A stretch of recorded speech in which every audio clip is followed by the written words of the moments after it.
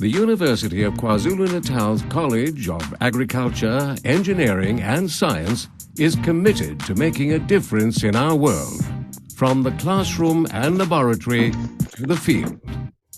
It provides one of the finest study and research environments on the African continent and is recognized internationally as a center of excellence. Agriculture, Engineering and Science is one of 4 colleges that make up the University of KwaZulu-Natal and is home to over 8,700 students and approximately 700 staff. 3 of the university's 5 campuses form the core of agriculture, engineering and science activities in the region. The college comprises 5 schools: agricultural, earth and environmental sciences, engineering, chemistry and physics, life sciences and mathematics, statistics and computer science. Engineering is offered on the Howard College campus, agriculture on the Pietermaritzburg, and all the other sciences on both the Pietermaritzburg and Westville campuses. Exceptions are agricultural engineering, which is offered in Pietermaritzburg, and geology, which is offered at Westville only. To compete with the best and to meet the challenges of the 21st century, South Africa needs highly skilled professionals in the areas of agriculture, engineering and science. We offer a wide array of interesting and innovative degree programs that open doors to a variety of different careers. Some degrees are unique to UKZN and are not offered at other tertiary institutions. For example, we are the only university in South Africa to offer a fully accredited agricultural engineering degree and one of only 2 universities in the country to offer a BSc in land surveying. Our postgraduate food security training program is the only one in the world, and we have the widest range of agricultural disciplines at any single South African or African campus. The choices of degree and the options on offer may seem confusing at first. Engineering degrees are more specific, and the options are usually career-focused. Emphasis is placed on training in the specific principles which engineers deal with in their professions. Engineering offers 7 different professional specializations. There are also degrees in land surveying or geomatics and property development. In science, there are structured or career-focused degrees. These include fields as varied as chemical technology, marine biology, industrial and applied biotechnology, and computer science and information technology, to mention a few. There are also more general degrees with a lot of flexibility. In this case, students have the choice of studying a BSc M stream in maths, physics, computer science, and statistics. All of these have a strong mathematical component. The other option is a BSc LES stream with a focus on the life and environmental sciences with subjects such as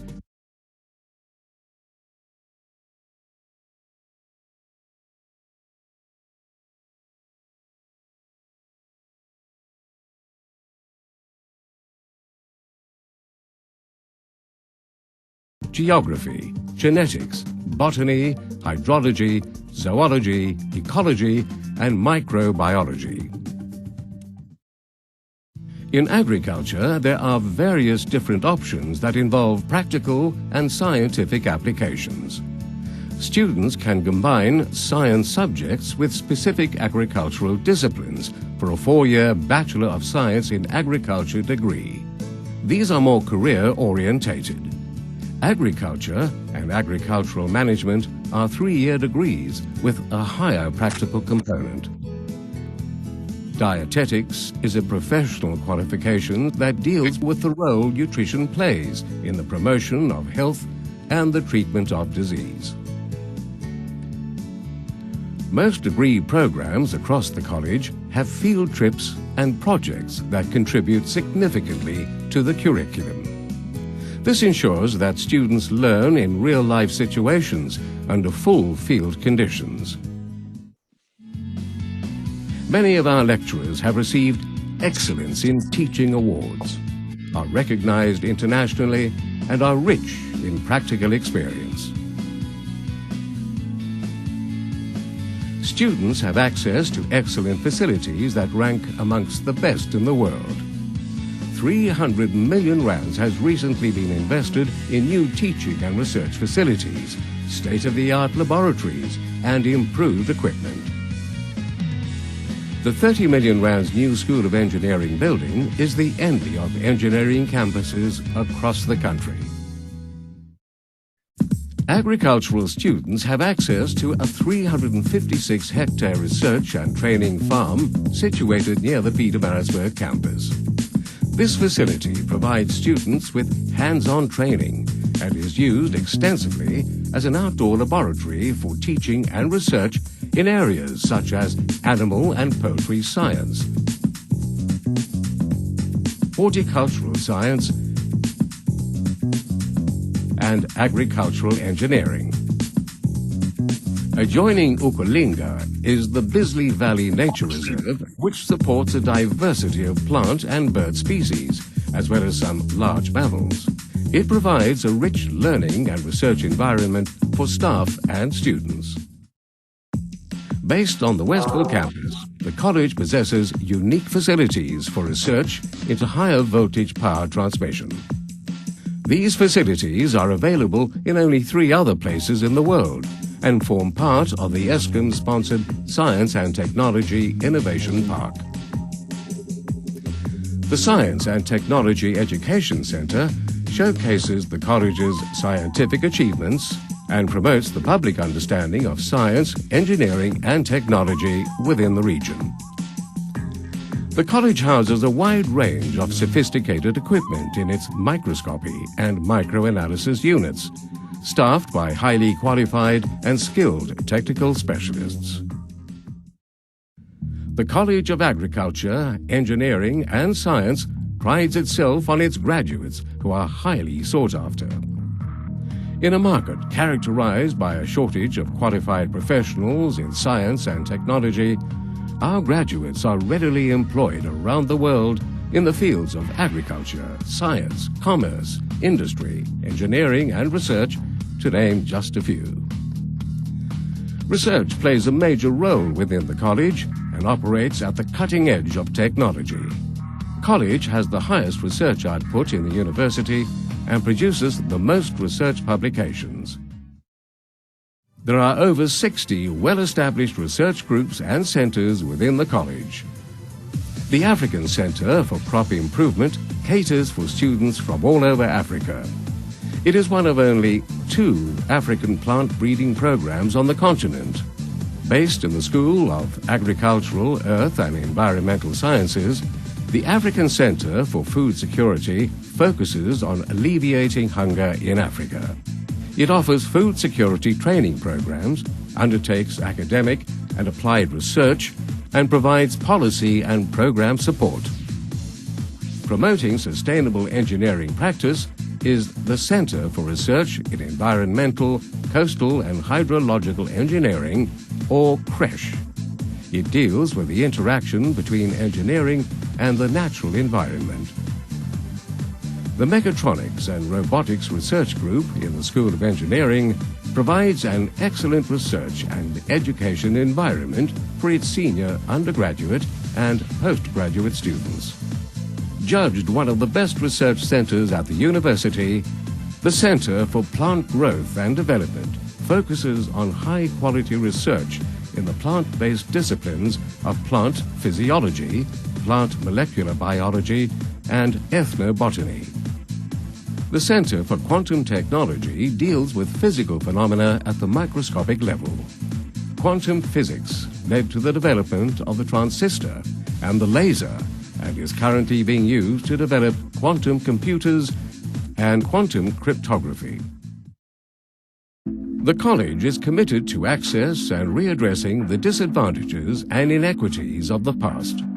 The highly successful Unite Engineering program and the Science Access Foundation and augmented programs offer alternative access to university, equipping students from disadvantaged backgrounds with the skills and knowledge to pursue their degrees of choice. Both these programs contribute significantly to advancing Black African scientists and engineers in South Africa. Staff and students contribute to a number of outreach and community initiatives that focus on social responsibility, sustainable development, and upliftment of the wider community. The college also engages in activities involving the pursuit and understanding of science, engineering, and technology through exhibitions, festivals, and roadshows that target high school learners and the general public. The college has minimum entry requirements for its programs. These differ from degree to degree, but all require a national senior certificate and minimum performance levels in mathematics and either physical or life or agricultural sciences. For those who do not meet the minimum requirements, access programs are available. Additional information and brochures can be obtained from the contact information accompanying this video. The College of Agriculture, Engineering and Science is proud of its contribution to the university, the region and the country. UKZN is one of the best. I definitely understand it's one of the best in South Africa. So for me, there was no other institute that I would have preferred other than UKZN. We have the best facilities here in terms of laboratories, in terms of equipment, in terms of human resources, in terms of literature. UKZN is one of the best universities in the country that teach agriculture or natural sciences. What I think is good about this college is the level of international collaboration that we have. We have friendships with universities all over the world, which means that we're keeping up to a great international standard. UKZN has got much more facilities and it's recommended worldwide to do your science studies here. Life begins here. Yes. We continually strive to be academically excellent, innovative in research, and critically engaged with society.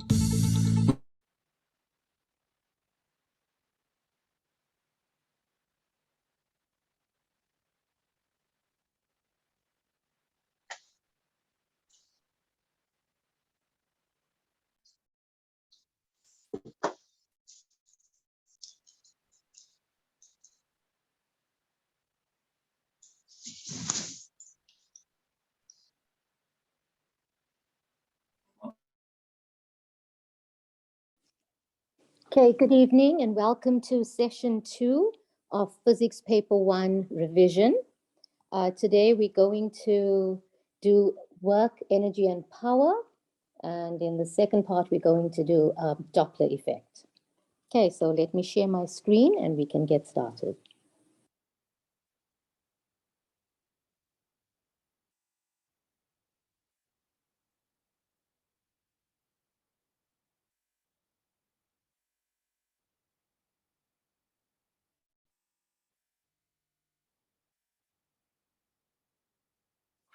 Okay, so can you all see my screen and hear me? Yes, we can, Ashna. Thank you. Okay, so here's the first question that we want to do. It says a load of mass 75 kilograms is initially at rest on the ground. It is then pulled vertically upwards at a constant acceleration of 0.65 meters per second squared by means of a light, inextensible rope. Refer to the diagram below. Ignore air resistance, rotational effects, and the mass of the rope. Okay, so we've read the question and we can look at the diagram here so we can see what's happening. The first question, 5.1, says, draw a labeled free body diagram for the load while it moves upward. Okay, so let's do that.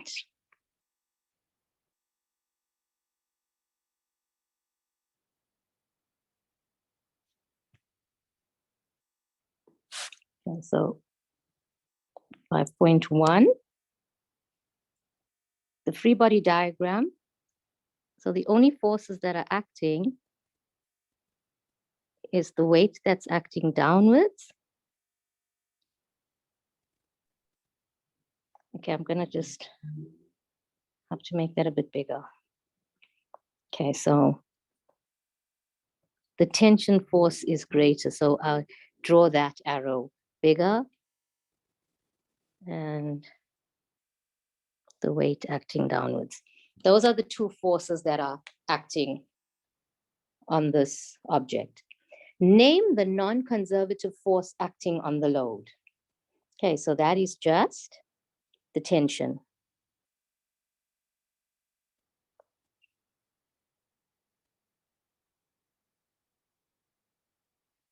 Okay.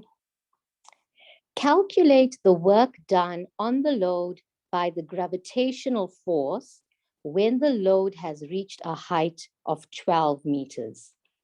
Okay, so when it's at a height of 12 meters, what is the work that is done by the gravitational force? And so you can write gravitational force or you can write weight. Okay, so I'm going to write it as the work done by the weight. That's going to be equal to F delta X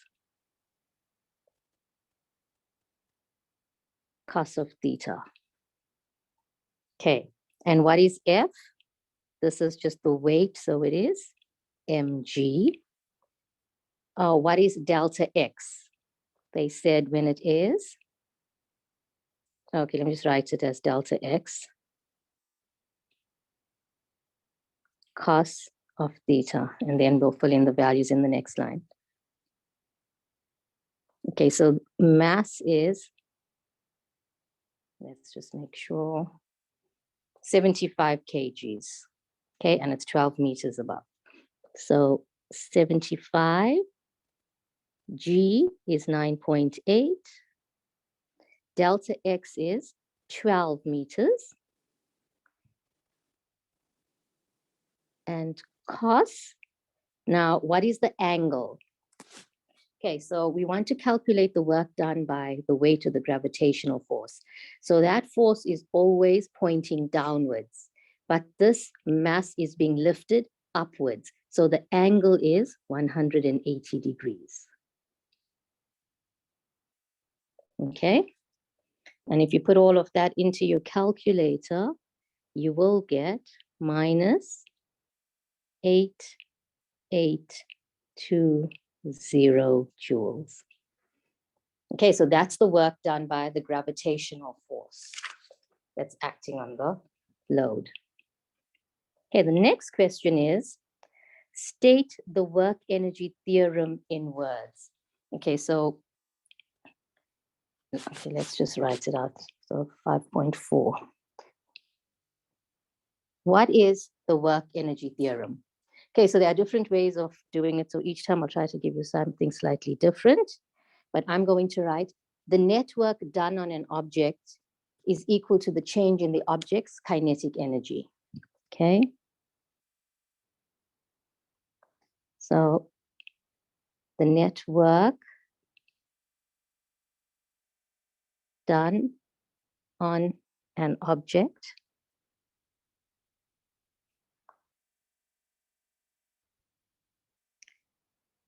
is equal to the change in, and you cannot just say it's equal to the change in kinetic energy, you say it's equal to the change in the object's kinetic energy. Okay, so be very specific when you're writing out the definitions.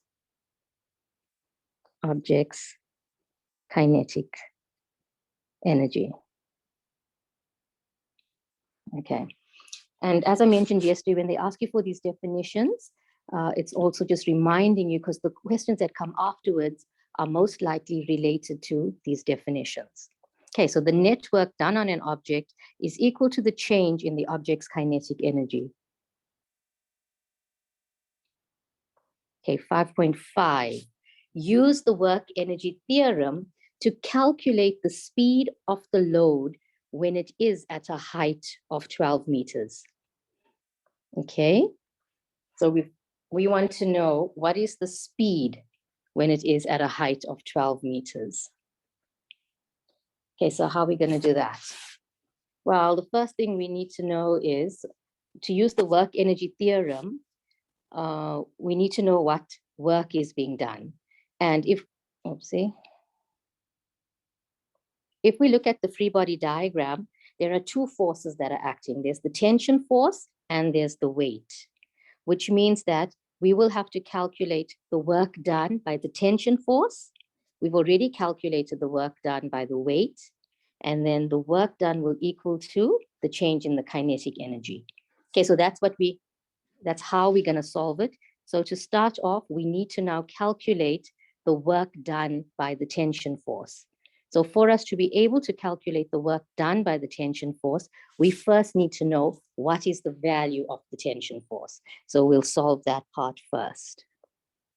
Okay, so 5.5, we're trying to find the tension. So just from the free body diagram, T is upwards minus the weight downwards is equal to MA.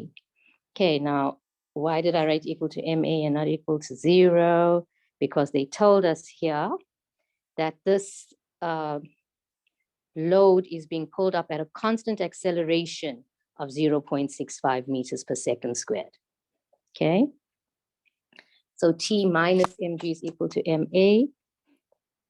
T minus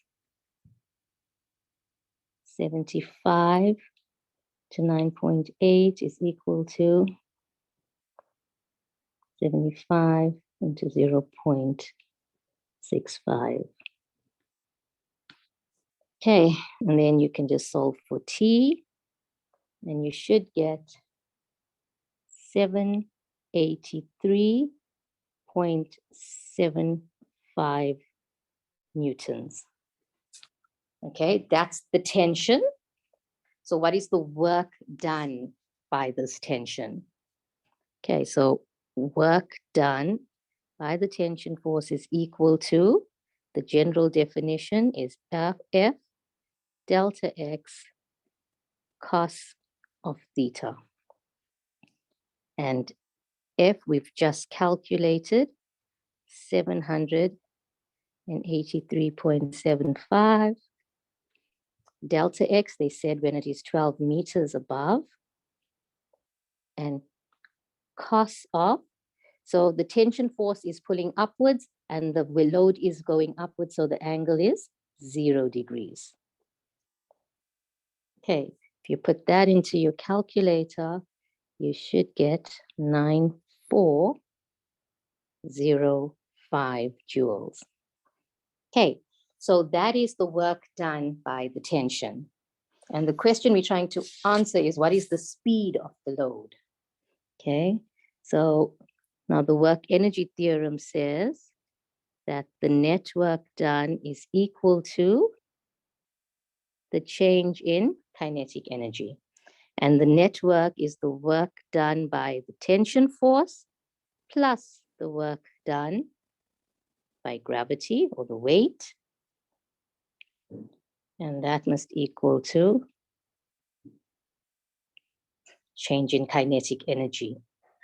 So the work done by the tension force, we've just calculated 9405 plus the work done by gravity, we did that up here, minus 8820.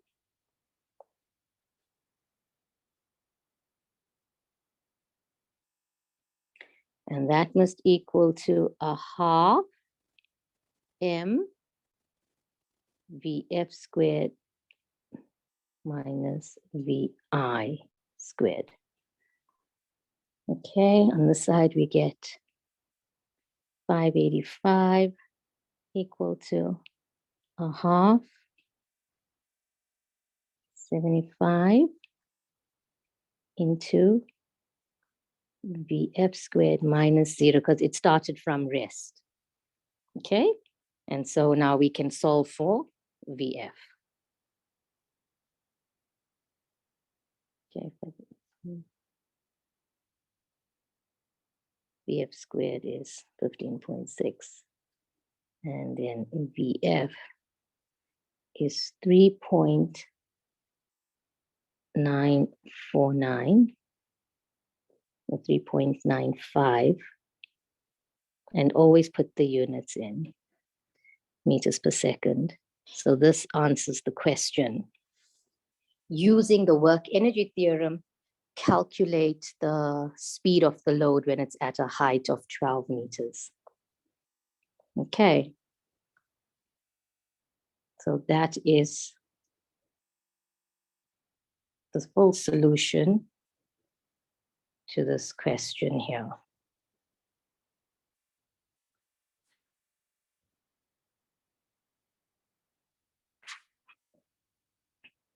Okay, I don't know if you have any questions, or I'm just gonna carry on and you can let me know.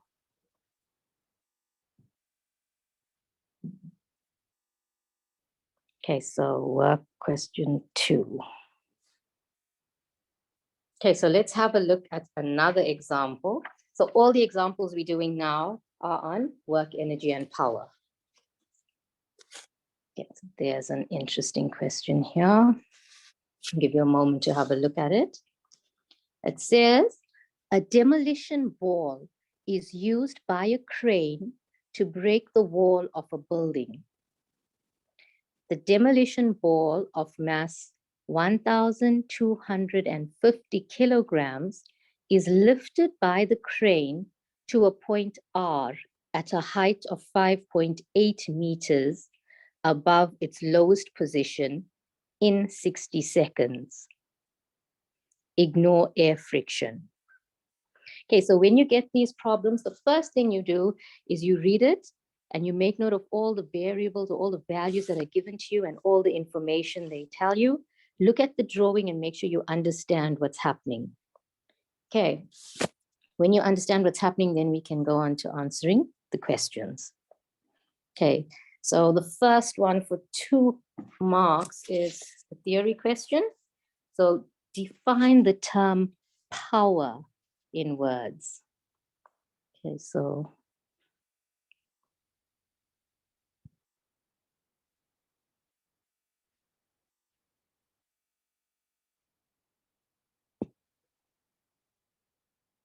that's point 1. What is power? Okay, you may have a few definitions, the amount of energy that's expended or whatever, but power is the rate at which work is done. Okay. So power is the rate at which work is done. That's a complete definition. 5.2 is calculate the average power dissipated by the crane in lifting the demolition ball to point R. Okay, so when the crane lifts the ball to point R, calculate the average power. Oh, how do we do that? So 5.2, we're trying to find the power. And we know that power is equal to the work done over the time that it takes to do that work. And so we can substitute in here. So the work done is just delta mgh over delta T. Okay, and that is equal to, they told us that the mass is 1,250 kilograms, G is 9.8, and the delta H is from 0 to 5.8 meters. Okay, and it does all of that in 60 seconds.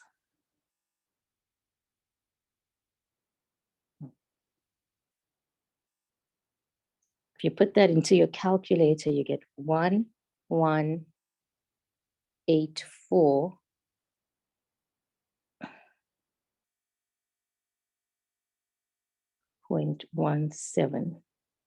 Okay, and this is power, so the unit is watts.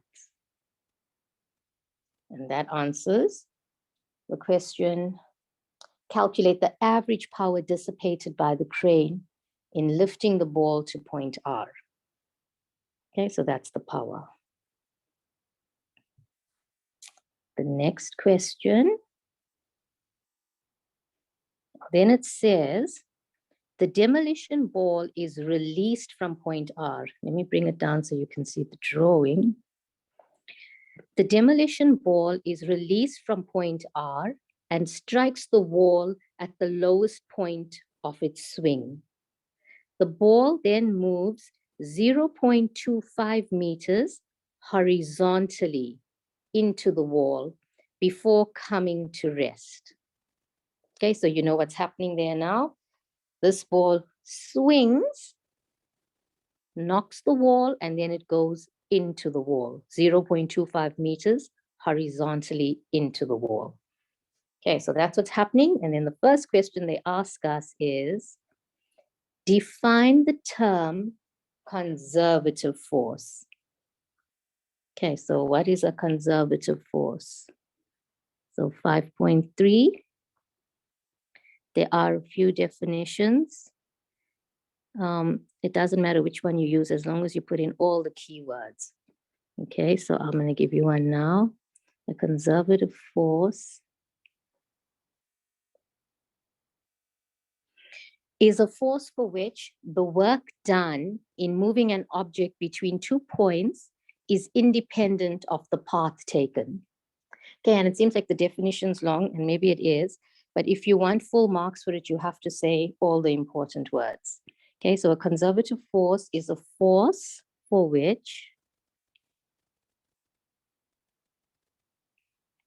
the work done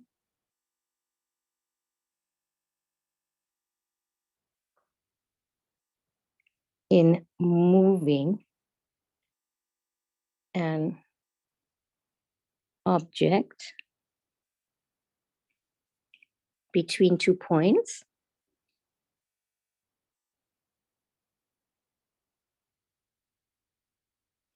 what did the, just said define, it didn't say in words, but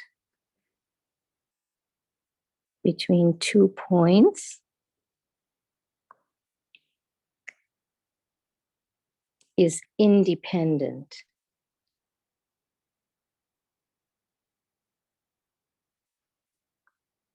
of the path taken. Okay. Okay, so this is important. A conservative force is a force for which the work done in moving an object between 2 points is independent of the path taken. Okay, so that's what a conservative force is, independent of the path taken. Now the question is 5.4. Is the force which the wall exerts on the ball a conservative or a non-conservative force?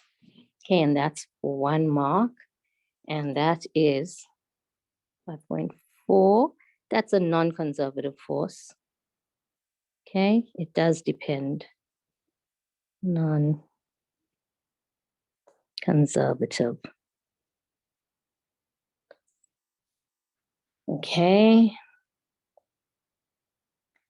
State the energy conversion that takes place during the downward swing of the demolition ball. Okay, what energy conversion takes place? So initially it's up there at point R and then it swings down. See? What is the, state the energy conversion that takes place? So 5.5.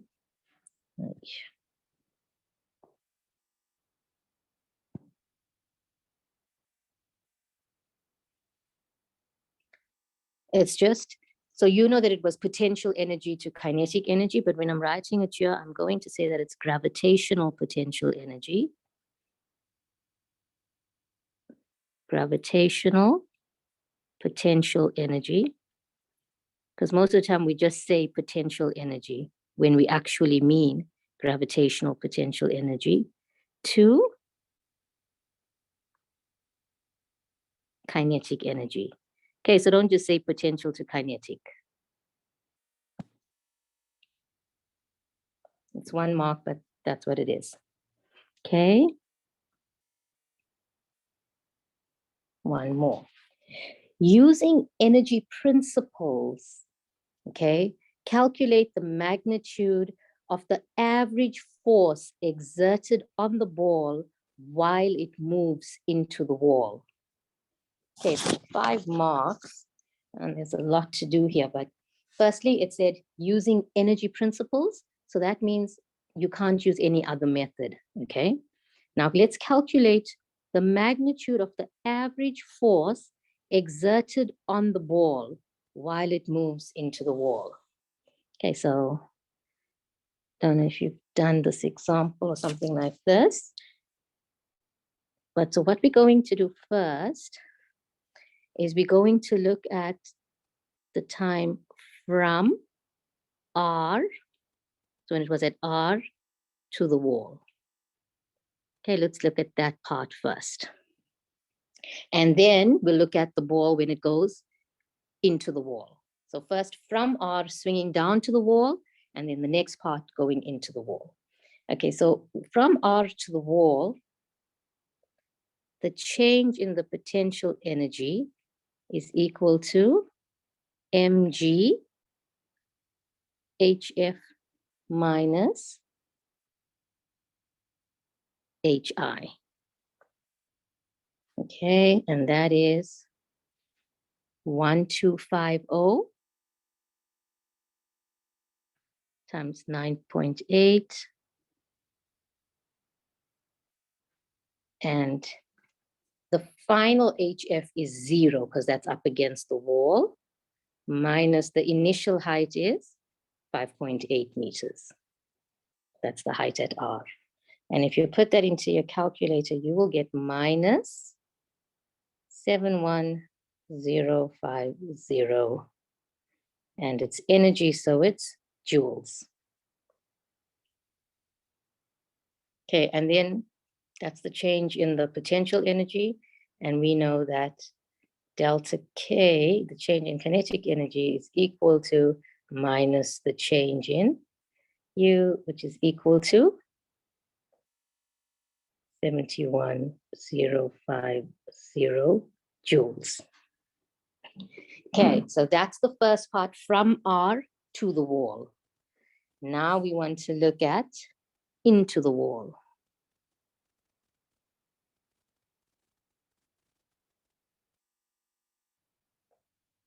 Okay, into the wall, we know that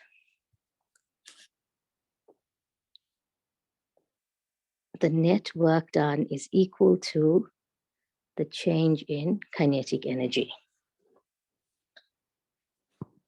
And what is the net work? That is the work done by the wall. That's what we're trying to find, hey? We're trying to find the force that the wall exerts. And that net force, or that must equal to the change in kinetic energy, and that is just going to be the final kinetic energy minus the initial. Okay, so what is the work done by the wall? The formula for work done is F delta X cos of theta, and that must equal to final kinetic energy minus initial. Okay. Okay, F is what we're trying to find. We don't know what F is, that's the question. What is delta X? Well, they told us that the ball goes 0.25 meters horizontally into the wall. So delta X is 0.25. Okay, and now what is the angle? So cos of, now this is the force exerted by the wall on the ball. So the ball is going into the wall. So the wall is exerting a force in the opposite direction. So it's 180 degrees. Okay. And what is the final kinetic energy? That is just 0 because the ball stops. What is the initial kinetic energy? So the initial kinetic energy is this value here. That was the kinetic energy at the wall. So before the ball goes in. So minus 71050. Okay, so if you have this now, you can put it in your calculator and then you just get F is equal to minus 71050 divided by negative 0.25. And that is equal to 284,200. So we were expecting a very large value, 284,200 newtons. That is the force, the average force exerted on the ball as it moves into the wall. Okay, so there was quite a bit of writing.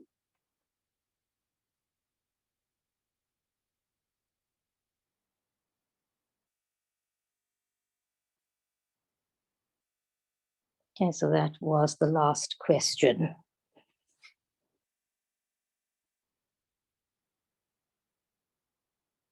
Again, I don't know if you have any questions you want to ask me on this while we're here, or I can just move along and then we can ask at the end. Okay.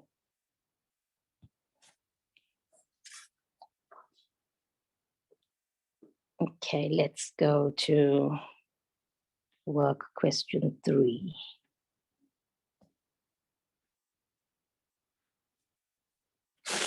Okay, so here's the next question, and I'll put it up so you can get a chance to look at it.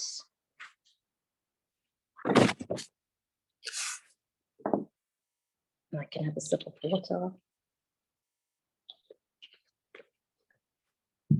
Okay.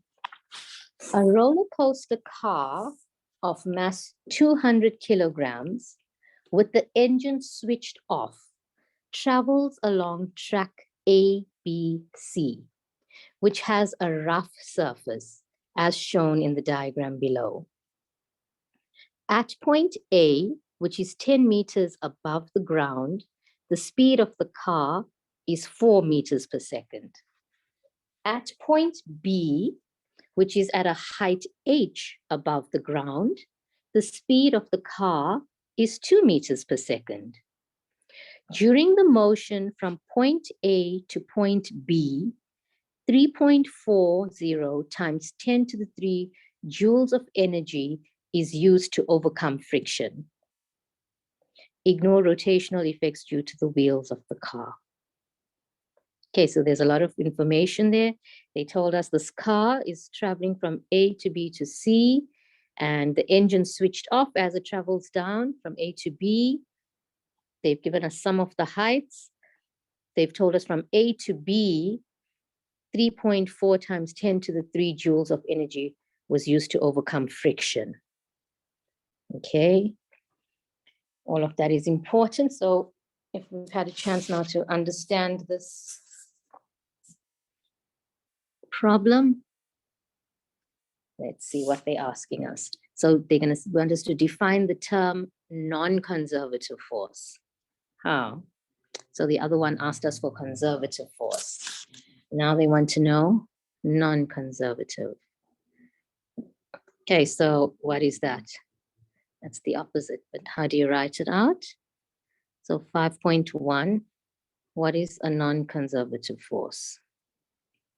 So a force is non-conservative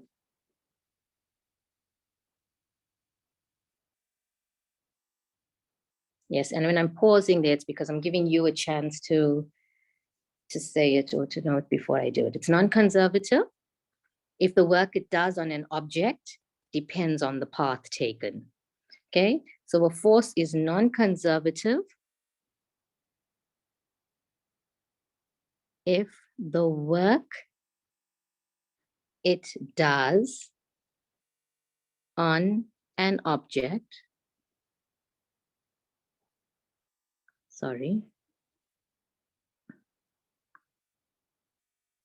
if the work it does on an object depends on the path taken. Depends on the path taken. Okay, so if the work a force does on an object depends on the path taken, that is a non-conservative force. Okay, calculate the change in the kinetic energy. So here's the drawing again. Calculate the change in the kinetic energy of the car after it has traveled from point A to point B. Okay, so it's just to be marked straightforward. What is the change in the kinetic energy? Okay, so let's just do this one. So 5.2, the change in kinetic energy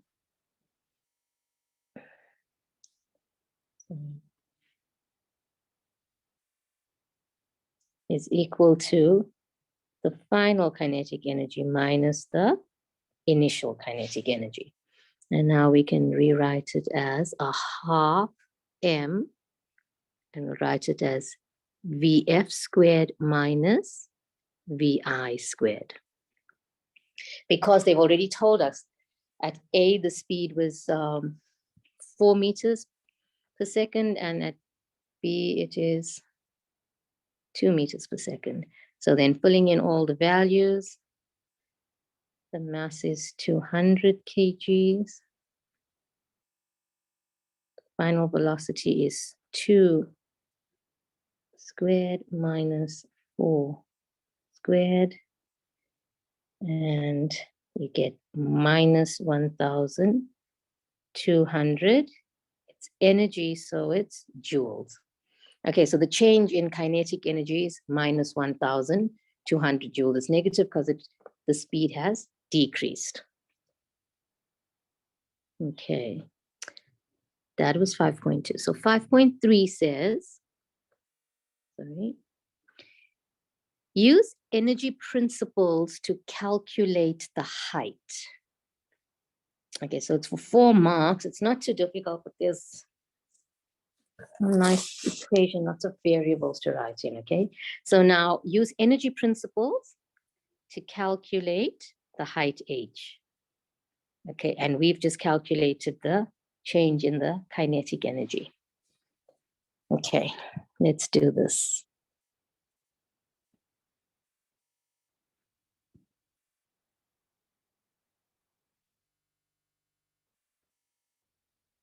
This is 5.3. Okay, calculate the height h. So we'll start off by writing the equation now, which is E MEC.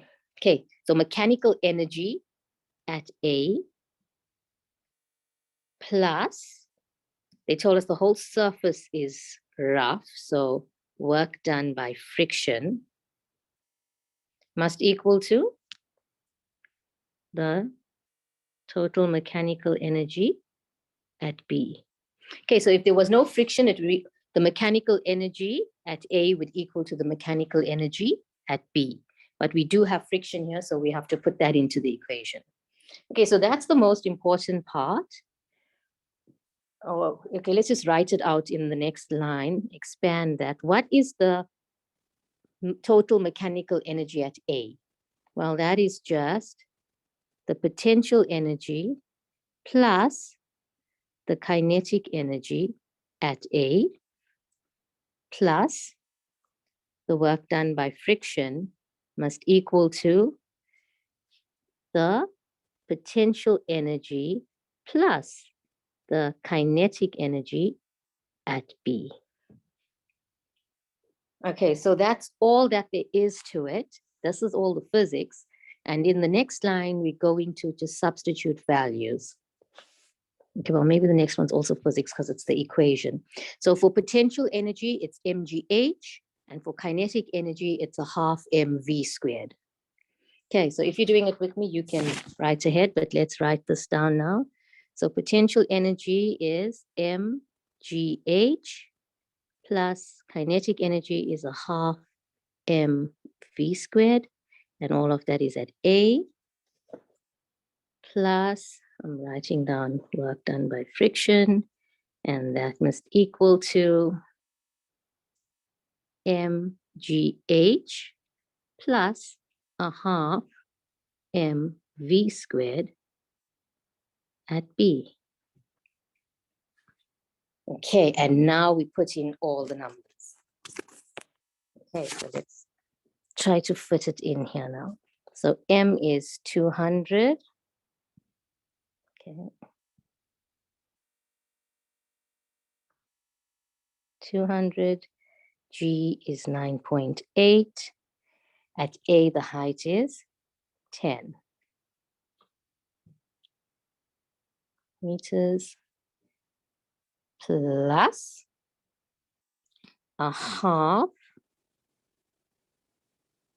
mass is 200, and V squared is 4 squared plus. Now, what is the work done by friction? Okay, so they told us, it said from point A to B, 3.40 times 10 to the 3 joules of energy is used to overcome friction. So the work done by friction, and I'll change the sign now, is minus, because friction's always in the opposite direction to the displacement, and that is 3.4 times 10 to the 3 is equal to, and now I can't write on here, so I'm going on to the next line, but I'll try to write it halfway. Okay, so I'm doing this part now. So I'm just going to write it in red here, so maybe it will be clearer. I'm not sure. Okay, that's equal to, so M is 200, G is 9.8, and H is H. That's what we're trying to find. Plus a half, M is 200, and V squared is 2 squared. Okay, back to my black pen. So then we do that, all of this stuff here.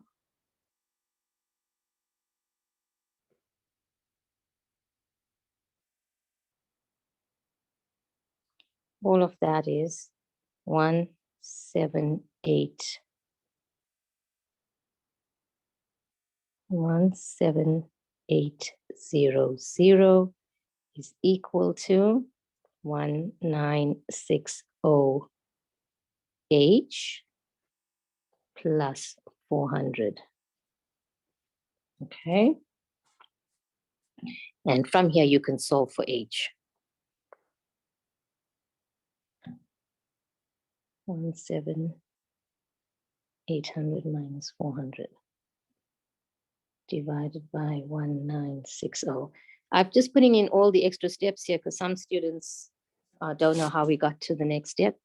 Once you have this equation here with all the values substituted, you can just put it into your calculator and get the final answer. Okay, and if you do that, you get 8.88 meters for the height. Okay. So 8.88. That's the height at B. Okay. So now there's some more information. On reaching point B, the car's engine is switched on in order to move up the incline to point C, which is 22 meters above the ground. While moving from point B to point C, the car travels for 15 seconds at a constant speed of 2 meters per second. Okay, so from B to C, it's 15 seconds and constant speed, 2 meters per second, while an average frictional force of 50 newtons acts on it. Okay, so we've got the average frictional force, constant speed, and 15 seconds. Now they want us to calculate the power delivered by the engine to move the car from point B to point C. Okay, and it's for 5 marks. Again, there's a little bit of calculations to do. Okay, so you've read the question now, you understand what's happening. We've just calculated the height h here. So at B, we know the height, at C, we know the height. We know that the speed's the same. And now we're calculating the power delivered by the engine. Okay. Okay, so let's try it. And this is 5.4.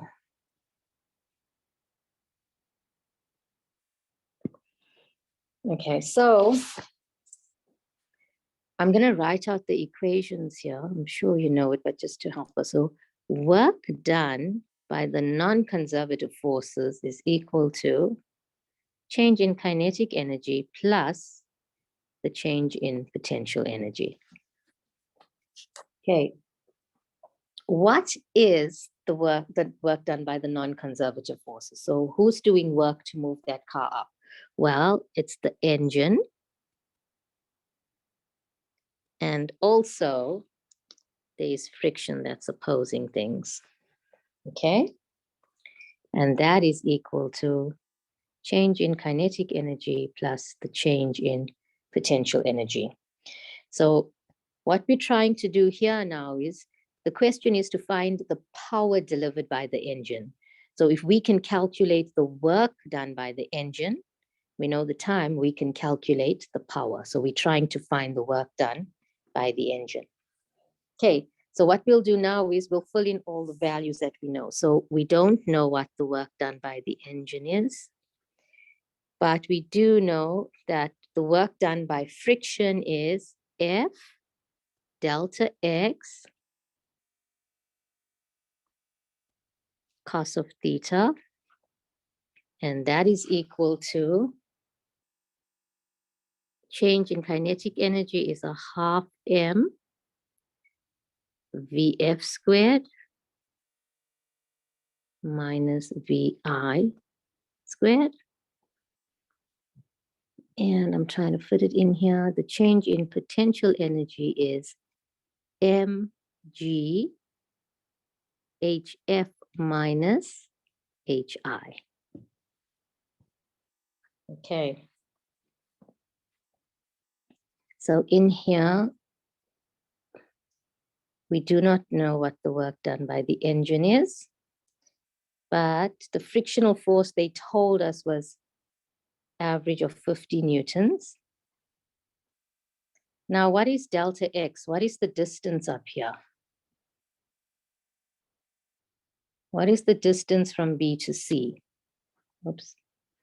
Okay, we don't know the distance from B to C, but we do know that the speed is 2 meters per second and the time was 15 seconds. So they gave us the speed and the time. We can calculate the distance. Okay. So delta X is just going to be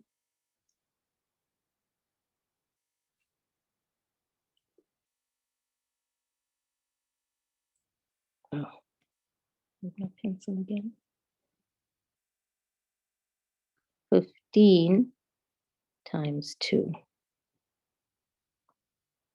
Okay, because it's 15 seconds at 2 meters per second. And cos of frictional force, so it's 180 degrees. And that is equal to, okay, so a half m Vf squared minus Vi squared, they said it was moving at a constant speed. So the change in kinetic energy is 0. Vf is equal to Vi plus mgh. Okay, so M is 200. G is 9.8. And now for HF minus HI, we use the values that the value we calculated. So it's 22 meters minus 8.88. Okay. No? Maybe I should just put it No, here. what? You're busy there. 22 minus 8.88. Yeah, tell me, say what? Okay, so then we just end up with In the the work 15. done by the engine minus 1,500 So we left equal to saying. 0.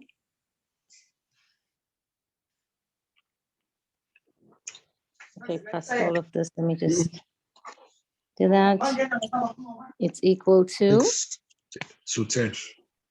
215.20 joules. Okay, so when you do this calculations, all these numbers here, then you'll find that the work done by the engine is 27,215.2 joules. Okay, so if you have the work done by the engine, then you can now calculate the power, which is what the question asked. So the power delivered by the engine is equal to the work done by the engine divided by delta T. So that is just 27,215 divided by 15 seconds, because that's how long it took. Put that into your calculator and you should get 1814.34.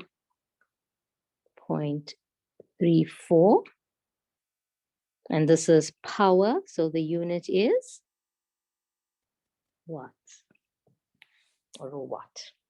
That's the average power delivered by the engine. Okay.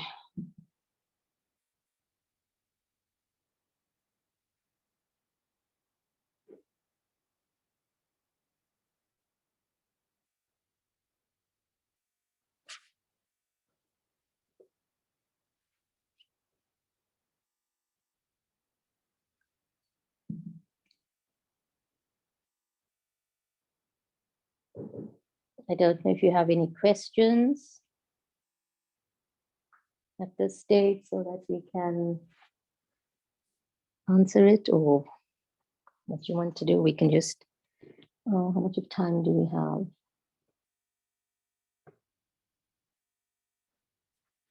We have 12 minutes. Do you have any questions?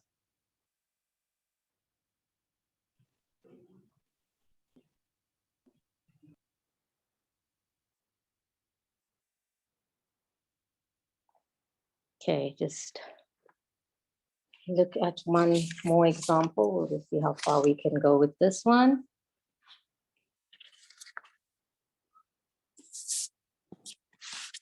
Okay, so here's one last example on work, energy, and power. Let's give you a few minutes to read it. I'm going to read it with you as well.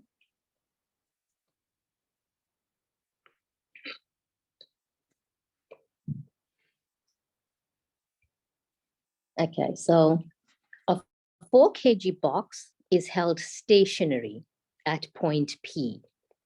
The top of a plane PQR, inclined at an angle to the horizontal. The portion PQ of the plane is smooth, while the portion QR is rough. Okay, so PQR, P to Q is smooth, Q to R is rough. At P, the box is stationary.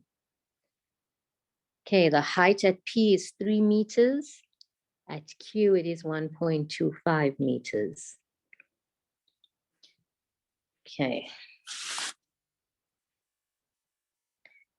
Let's answer the questions. Okay, so the first question, 5.1, states the principle of conservation of mechanical energy in words. What is the principle of conservation of mechanical energy? Okay, well, the total mechanical energy,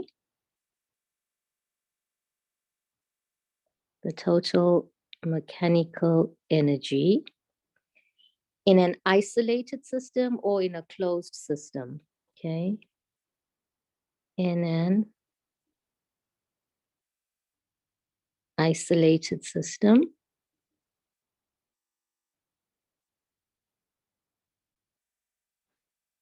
is constant, or it remains constant, right?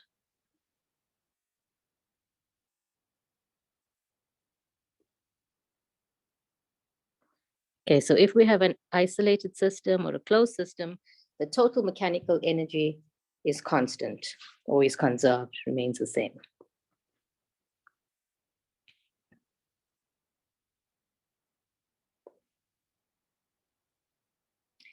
Determine the speed of the box at position Q.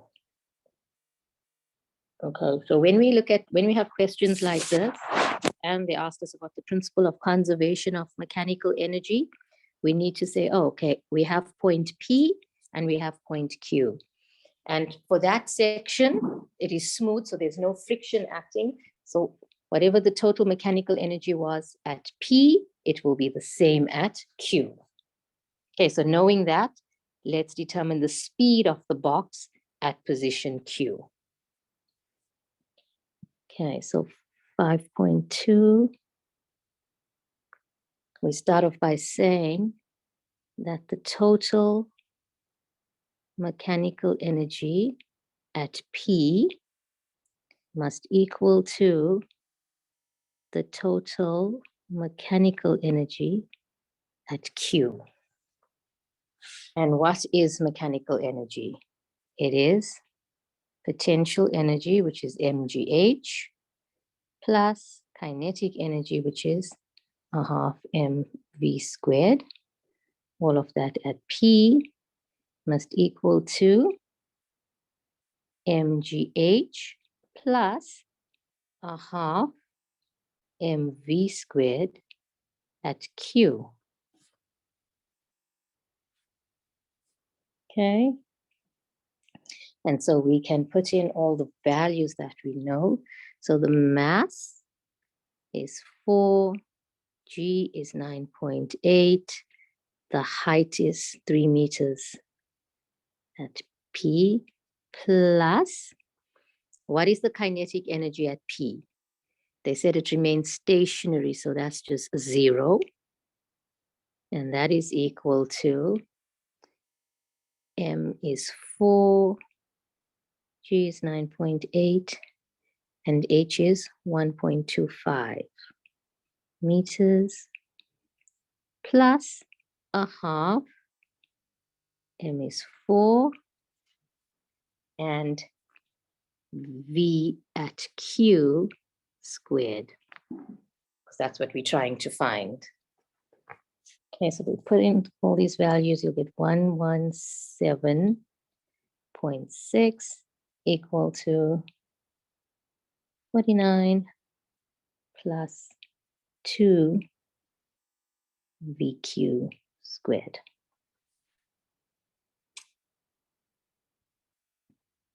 Okay, so then you can just get the answer straight from there. So VQ is equal to 117.6 minus 49. Divide that by 2 and take the square root.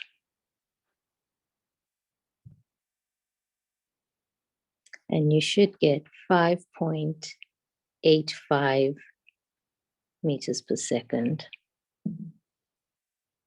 Okay, so that is the speed of the block at Q.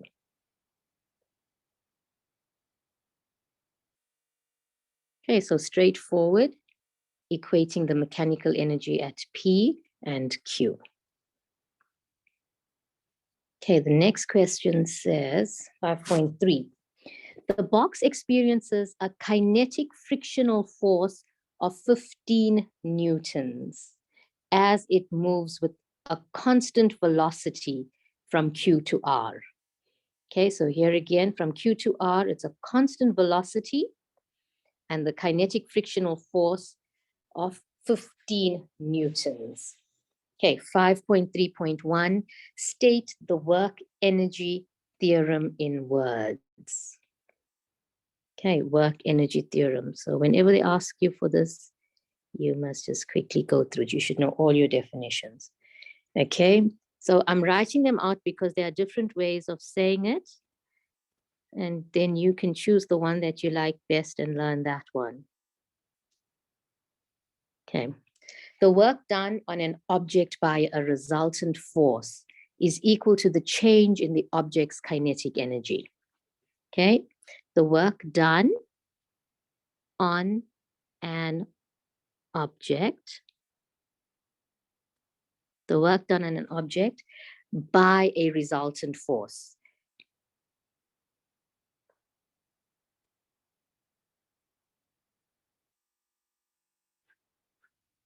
Sorry.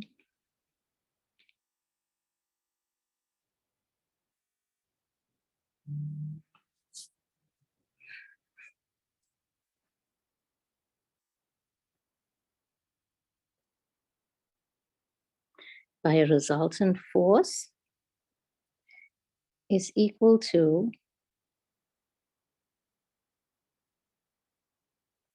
the change in the object's kinetic energy.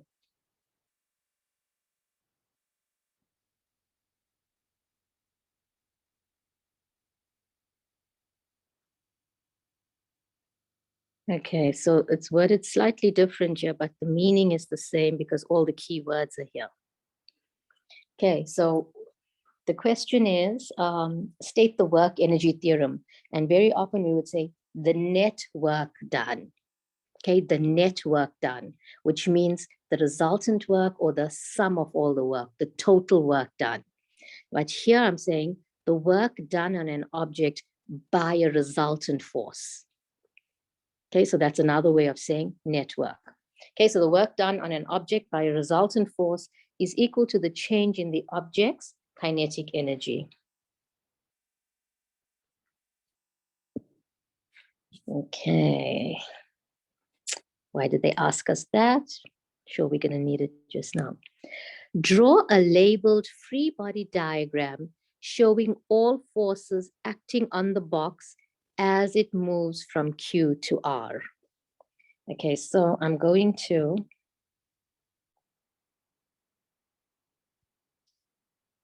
do it on here. Okay, so as it moves from Q to R, draw a labeled free body diagram showing all the forces acting. Okay, so we know that at Q, we have the weight acting downwards. Okay, so that's the weight. It's resting on the surface, so there is a normal force perpendicular to the surface.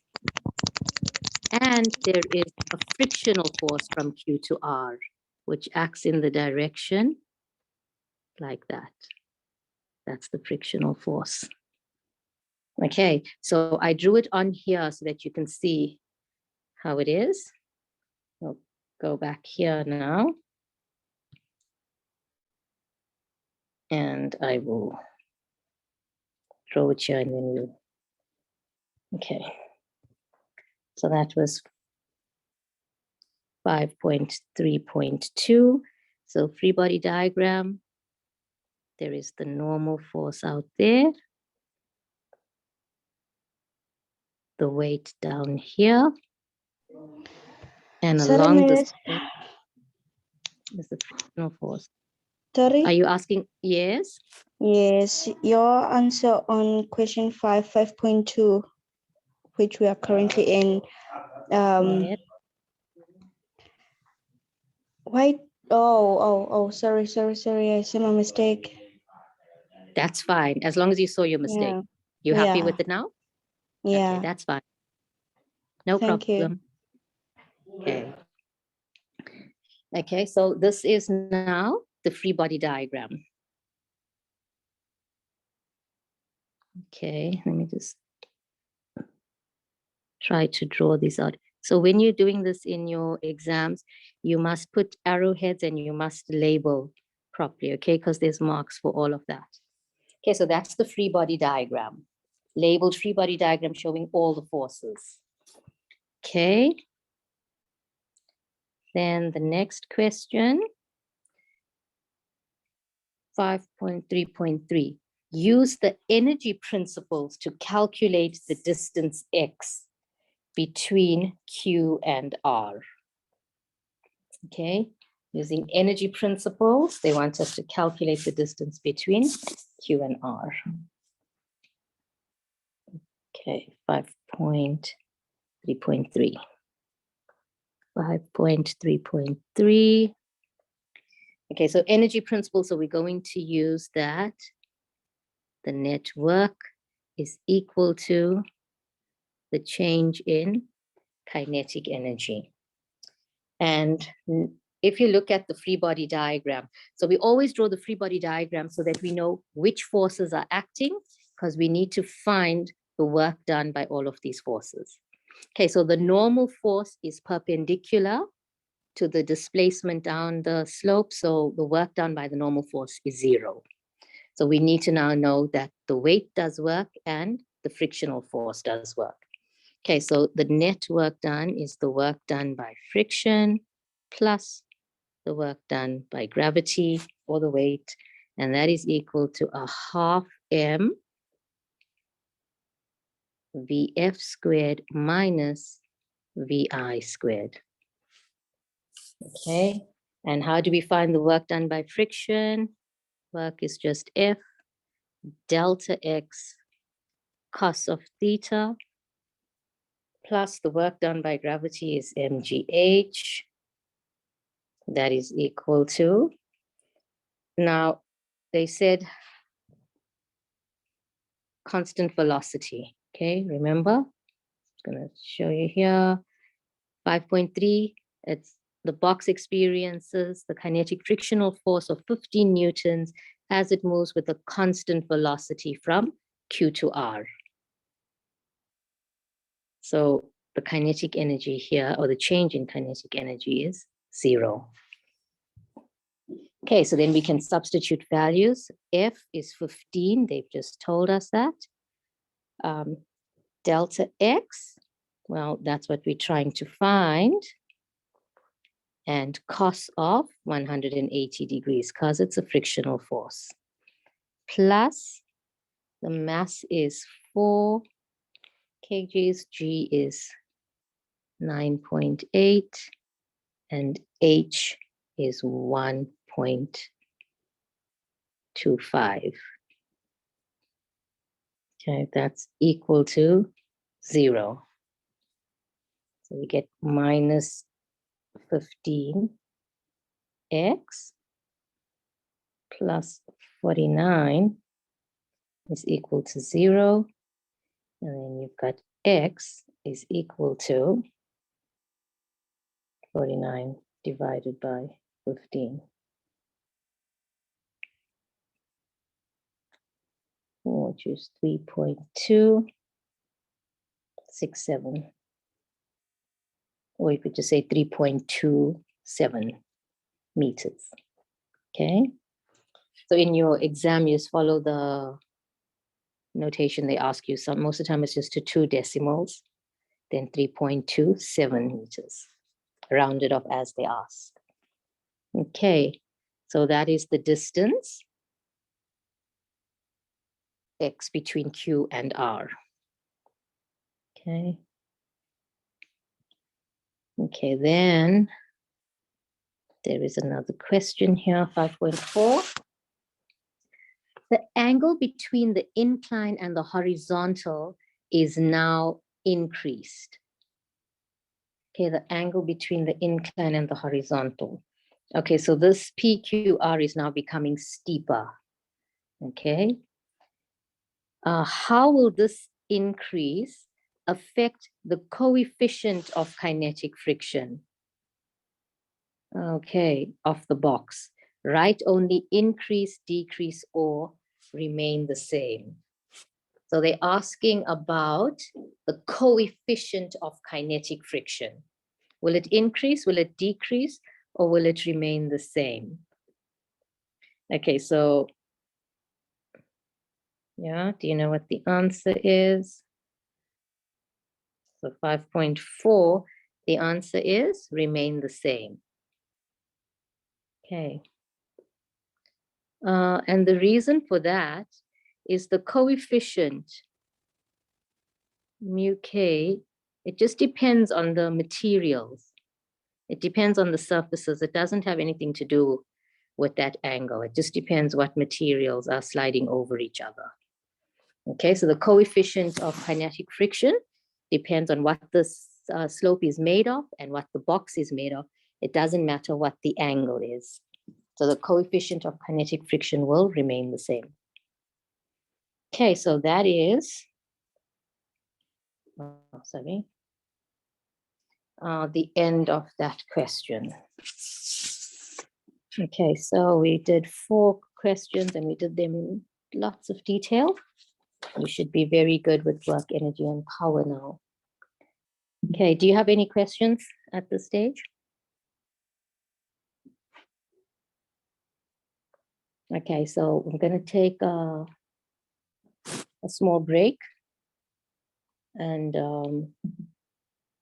then we'll be back to continue with the Doppler effect. Okay, so I'll see you in 6 minutes.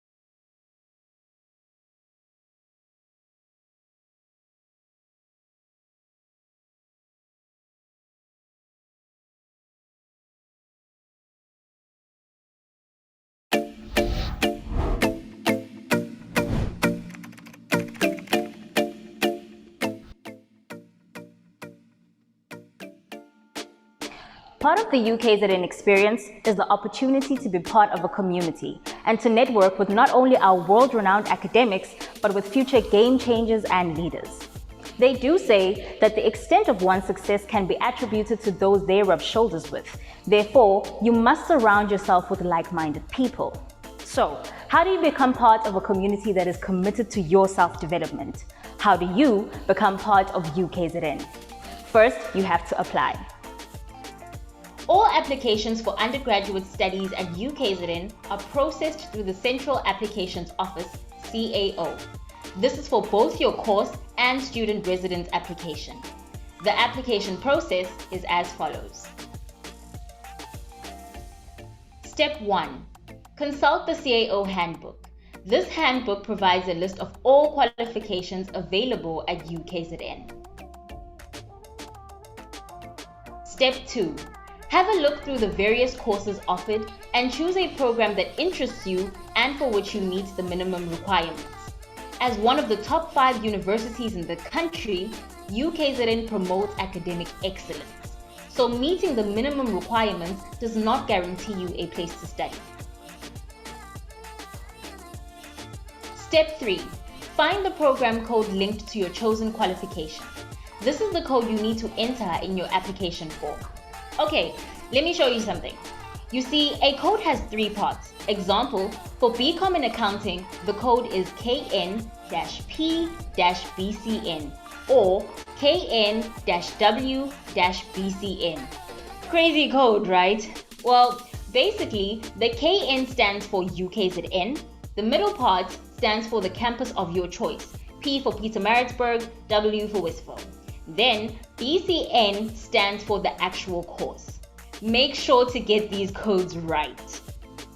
Step 4. Use this program code when completing your CAO form, which is available from the CAO website. Your application will be sent to UKZN. You can always check the status of your application using your CAO number, ID number, or passport number on this website, www.caocheck.ukzn.ac.za. For more information, visit www.cao.ac.za. It's that easy.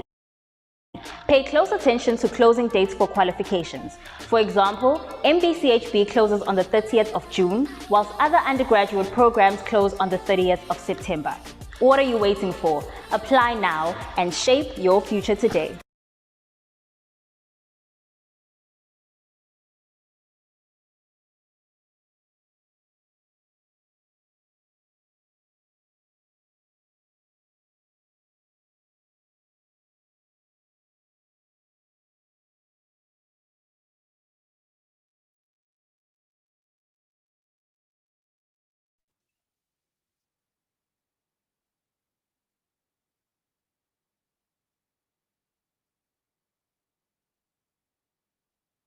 Okay, we're back now. Let's start with the Doppler effect. Can I just check that you can see my screen and you can hear me?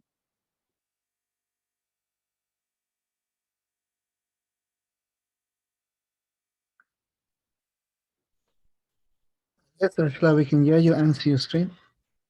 Thank you. Okay, so the next set of questions we're going to do are all on the Doppler effect.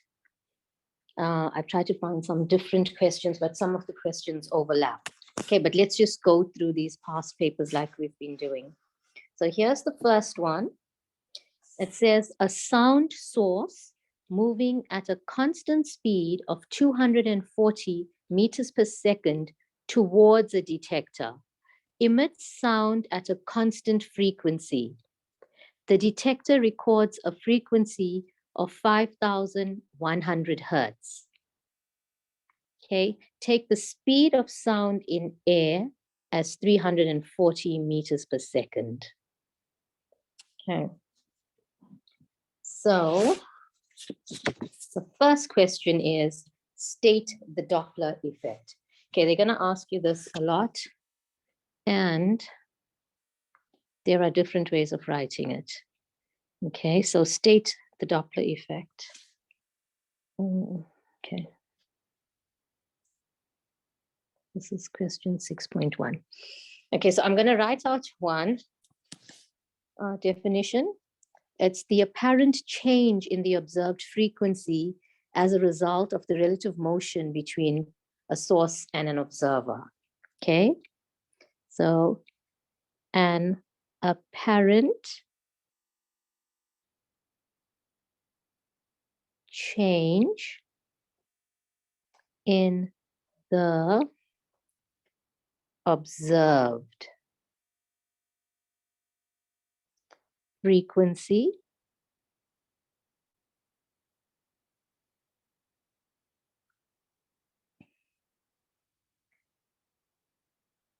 as a result.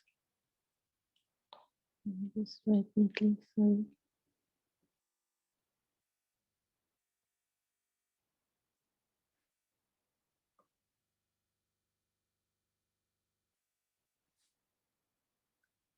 Okay, as a result of the relative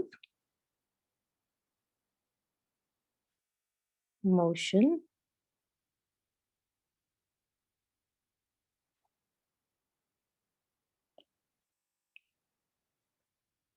between a source and an observer.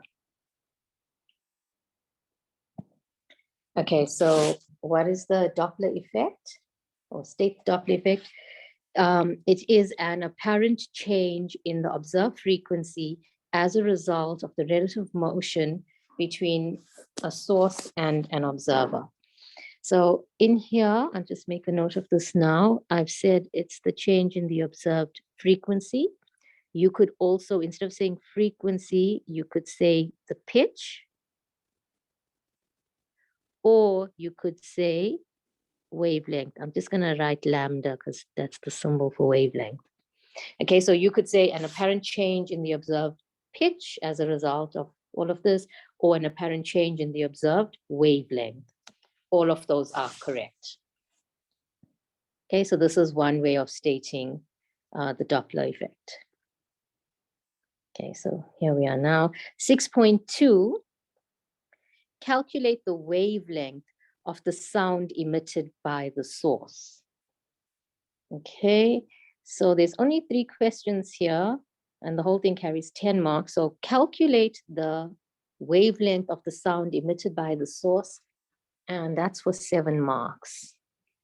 Okay, so again, just be aware, which means we have to do more than one calculation. Okay, so what do they give us? They told us that the source is moving at 240 meters per second towards a detector, and the detector records a frequency of 5,100 hertz. The speed of sound in air is 340. So what is the wavelength of the sound emitted by the source? Okay, so before we can calculate the wavelength, we need to first find the frequency of the source. Okay, so let's do that. Okay, so that's question 6 now. So 6.2, equation is the frequency of the listener or the observer is V over V minus Vs times the frequency of the source. Okay, now that's because, okay, let's just see, this is the equation we're going to use, right? Now, what is the frequency that the listener hears? That was just 5,100 hertz. They told us to use the speed of sound as 340 meters per second. And the speed of the source was 240 meters per second. And we don't know what the frequency of the source is, so we'll just leave it as Fs. It's a subscript S. Okay, so from here we can calculate Fs.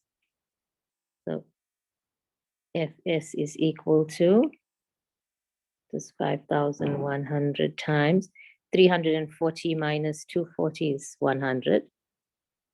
And just divide that by 340. Okay, I'm just writing it in. You don't have to write the extra steps. And then you should get 1,500 hertz. Okay, that's the frequency of the source. But the question is, calculate the wavelength of the sound emitted by the source. So for that part, we need to know that the speed is equal to the frequency times the wavelength. Okay, and we know that V is 340. The frequency is 1,500. And we're trying to find lambda, the wavelength.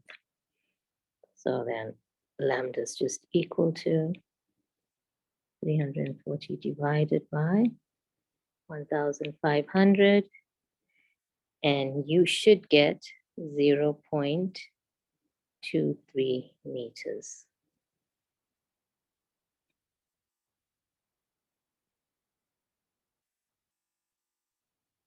Okay.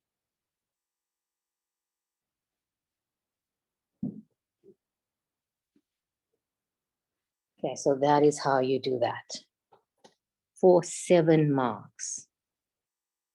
Okay.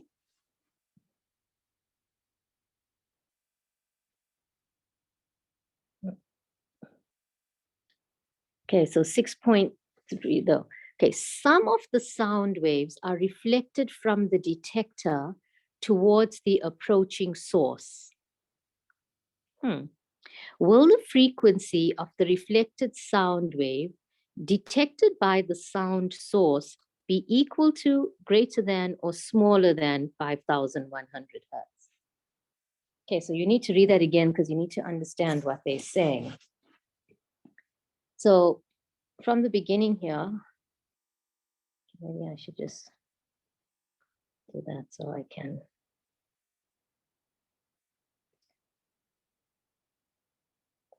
Okay, so you've got a sound source moving at a constant speed towards the detector, right? So you've got the sound source moving towards it. So there's the source moving towards the detector. And then the detector records a frequency of 5,100 hertz. It says now, some of the sound waves are reflected from the detector. So what does that mean? Reflected from the detector towards the approaching source. Okay, so what you have, okay, just ignore this question 7. I'm just gonna try to write over it, is you have a source here. Okay, that's your source, and it's sending out the sound. And here is a detector or a listener. Okay, this is the detector or the listener here. So when this sound waves go on here, then they bounce off here and they get reflected towards the source. So I'm putting S here for the source, L here for the listener, or I should put a D for the detector, okay? But I'm saying source and listener. So what they're saying is now, the question is, some of the sound waves are reflected from this detector towards the, and it says approaching source. So these sound waves are going towards the source, and the source is approaching those waves, those reflected waves. And the question is, will the frequency of this reflective sound wave, will it be equal to, greater than, or smaller than 5,100? Well, the answer is, yeah, I'll give you a chance to guess. Okay, but the answer is it will be greater than. Okay, it's going to be greater than this 5,100 because the source is approaching. Is approaching the reflected waves, okay? And this type of, the situation is actually a double Doppler shift, okay? Because it's the first one that comes on here and then it's being reflected off, so a double Doppler shift. Okay, so just for completeness, I will write the answer here. Okay, so 6.3, the answer is equal to, greater, will be greater than. Okay, and that is, oh, and I'll just remind you here, it's a double Doppler shift. Okay, so that is question 1 on Doppler effect. Okay, let's do another one.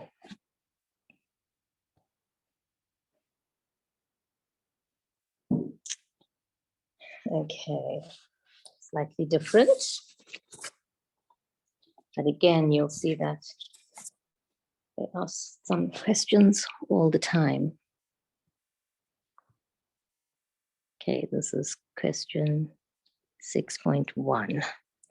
Okay, an ambulance with its siren on moves at constant velocity towards a person standing next to the road.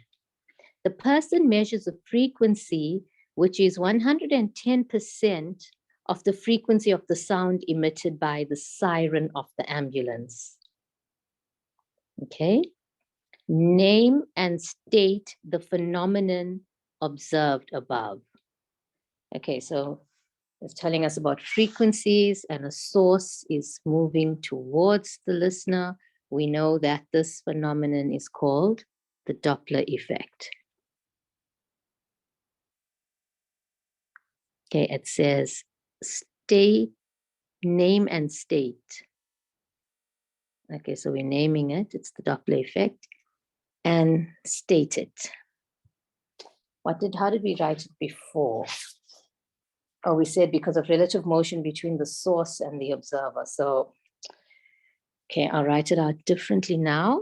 The change in frequency of the sound detected by a listener. Okay, the change in frequency.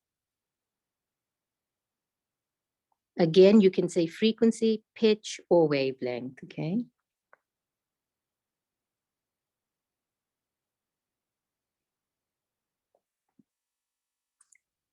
Of the sound detected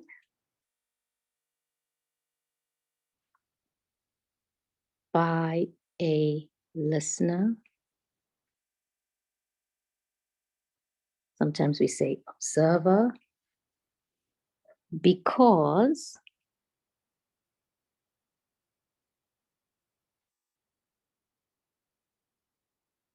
the sound source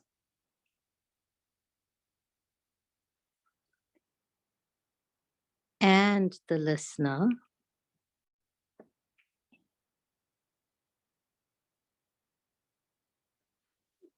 have different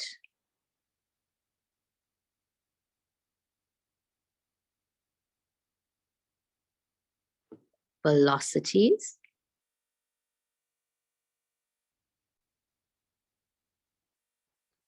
relative to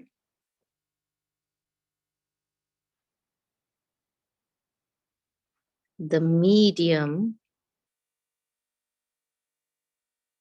of sound propagation.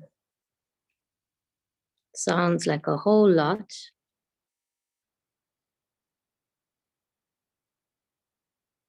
Maybe it is. Okay, the change in frequency of the sound detected by a listener, because the sound source and the listener have different velocities relative to the medium of sound propagation. Okay, so what's good about listening to the different definitions is each time you read the definition, it makes something clearer to you. Okay, so in this case, I'm talking about the change in frequency that the listener detects. And why is there a change in frequency? Well, it's because the source of the sound and the listener have different velocities relative to the medium of sound propagation. So when the sound is traveling most of the time in air, it has a certain speed, the listener will have a different speed, and the source will have yet a different speed. Okay, and because all of these speeds are different, we detect a change in the frequency. Okay, I hope that helps. Okay, so 6.2, if the speed of sound in air is 340 meters per second, calculate the speed of the ambulance. Okay, so in this case, what they told us was that the person measures a frequency which is 110% of the frequency of the sound emitted by the siren. And we know that V is 340 meters per second. So, okay, so the frequency that the listener hears is equal to V divided by V minus Vs times Fs. So I also want to just remind you at this stage, you need to know that if the source is approaching the listener, then the frequency is going to be higher. If the listener is approaching the source, the frequency will be higher. And if either of them is moving away, it's going to be lower. So you also need to know whether the sign in the denominator has to be plus or minus, okay? So in this case, they told us that the siren is approaching, it's moving towards the listener. Okay, so what is FL? What frequency did the listener hear? Well, it was 110%, so 110 out of 100 of Fs. And that is equal to 340 divided by 340 minus Vs times Fs. Okay, so that's the equation, and now it's up to you how you're going to write it out. So we've got Fs on both sides, so we can just divide it out, and then we will have 110 into 340 minus Vs on that side, and on this side we'll just have 100 times 340.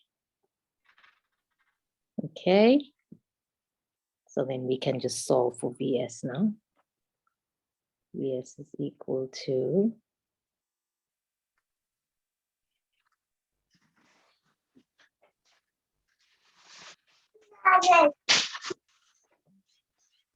110 minus 100.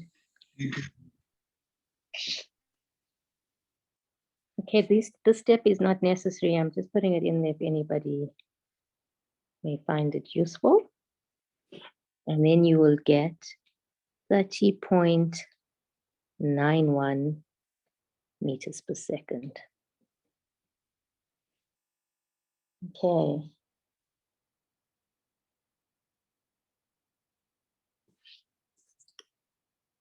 That is, calculate the speed of the ambulance, 30 meters per second. Okay, let's just go up here. Yeah, calculate the speed of the ambulance. So that's the speed of the source, right? Because the siren's on there. Excuse me. Okay, so 6.3 says, how will the frequency measured by the person be affected if the speed of the ambulance is increased? Okay, so if the speed of the ambulance is increased, how will the frequency measured by the listener be affected? Will it increase, will it decrease, or remain the same? So how will the frequency change? So we want to know what happens to the frequency of the listener if Vs is increased. Okay, do you know what the answer is? It's increase. Yes, it increases. Okay, very Yeah. good. Okay, now, how do we know that? Let's just go have a look at the equation here. So this is the equation we have. And so if Vs increases, okay, if Vs increases, then this value in the bottom here will get smaller. Okay, the number at the bottom will get smaller, which means this will get bigger because the denominator is getting smaller. Okay, so if the speed increases, then the frequency will also increase. Okay, so those are the 3 questions from the Doppler effect. Okay, let's look at a different example. That was Doppler 2, Doppler 3. Okay. Okay, so this one's different. The one we've just done had no pictures. It was just a story. And this one now has a graph. Okay. A learner in a car moving at a constant speed of 10 meters per second along a straight horizontal road records the frequency of sound emitted by a distant stationary source. Okay, so the learner is moving at a constant speed and recording the frequency. The source is stationary. The learner then repeats the recording of the frequency of the sound when the car travels at a new constant speed of 20 meters per second. The graph below, not drawn to scale, is obtained from the results. Okay, so what we need to do first is to understand the question, or to know what's happening, to understand the situation. So we have a stationary source somewhere. So there's a stationary source which is emitting sound. Then you have the listener or the learner or the observer in a car moving at a constant speed of 10 meters per second, records the frequency.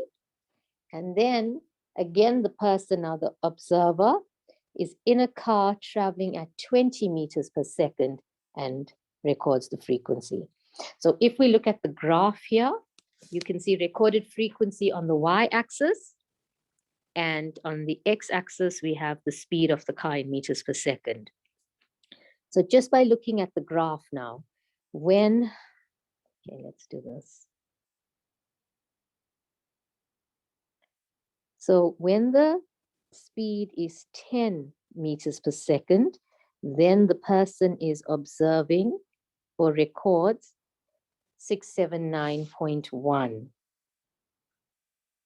I don't want to cover it. That's what the frequency is. The observed frequency when the observer is traveling at 10 meters per second is 679.1. When the observer is traveling at 20 meters per second, so we go up to the graph and read across, then they are recording 658.2 hertz. Okay, and then the graph is extended up this way to 700 hertz here, and that is at the 0. Okay, so that's how we are looking at the graph and getting all the information we can from here. Okay.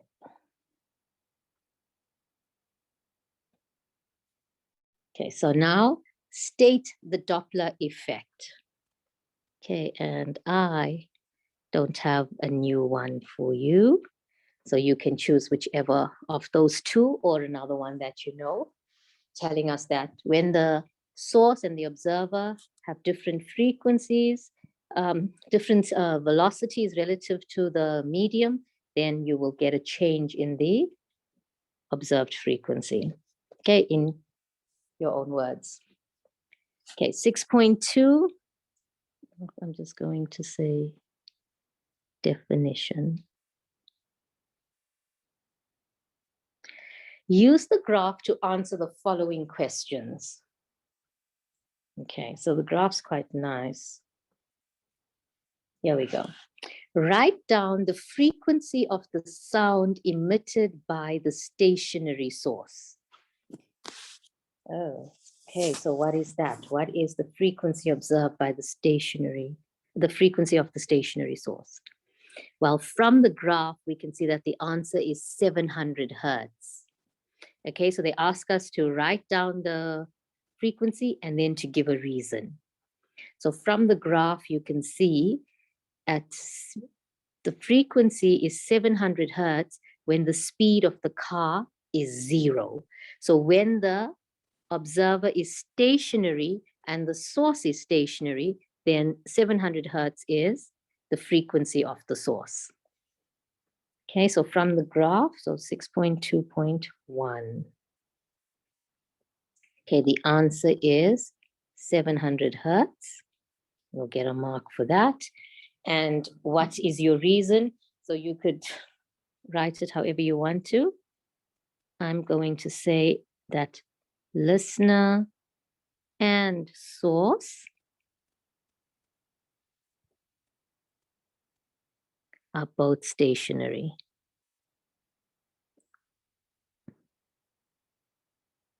Okay, you could also just say that the car is stationary, and that's good enough because they told us that the source is not moving. Okay, but that's the reason. Okay, and then here, in which direction is the car moving relative to the source? So choose from towards or away, and you give a reason for the answer.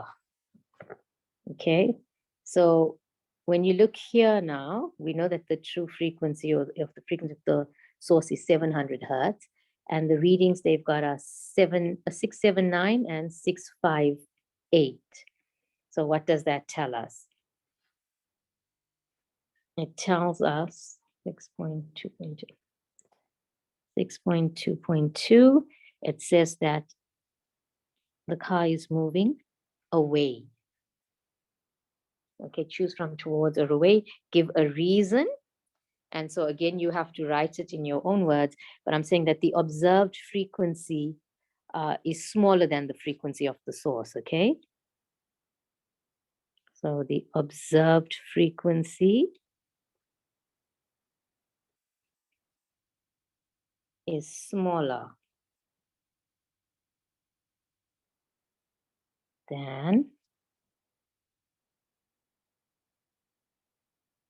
the frequency of the source. Okay, so that's one way of saying it. You could also just say the observed frequency decreases. That would also be correct. The observed frequency decreases. Okay.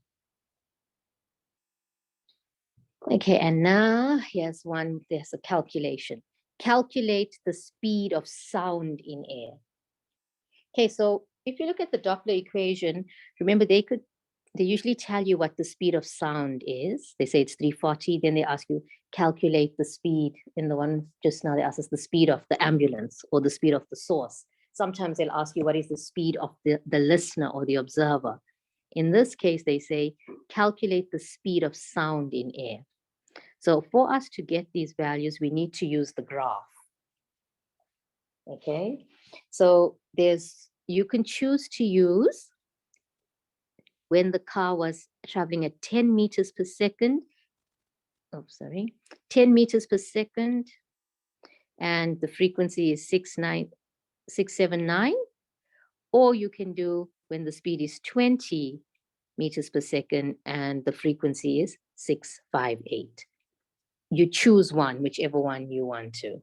Okay, so let me just do 679 and 10 meters per second.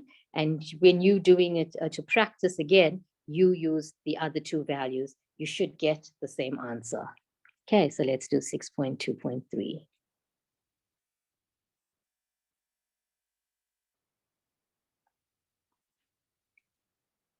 Okay, so the frequency of the listener is V minus VL over V times Fs. Okay, so can you see that this equation is different now?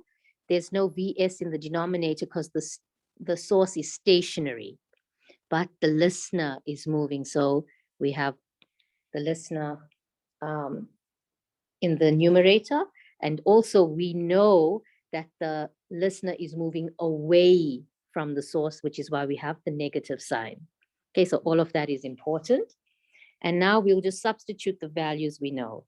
So 679 from the graph is equal to V, which I'm trying to find, minus, and the car was moving at 10 meters per second. And the frequency again from the graph is 700. Okay, so once you've got that, you can solve for V now. So 679.1 V is equal to 700 V minus 7,000.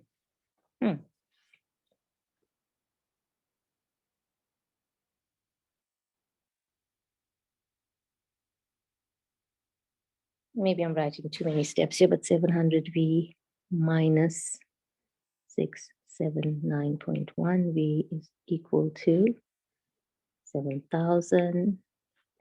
And then V is equal to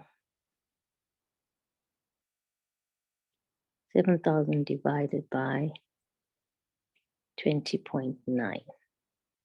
And you get 334.9, which is very reasonable, and it's meters per second. Okay. And that's how you calculate V, taking values from the graph.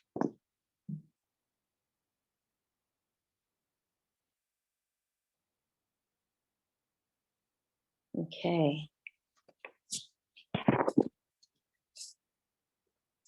Okay, so we've answered all the questions on here.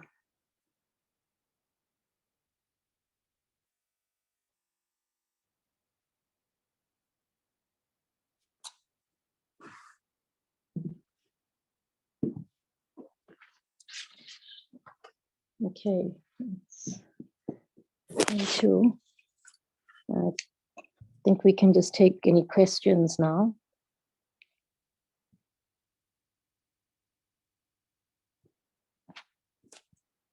Okay, so do you have any questions on any of the things we've done?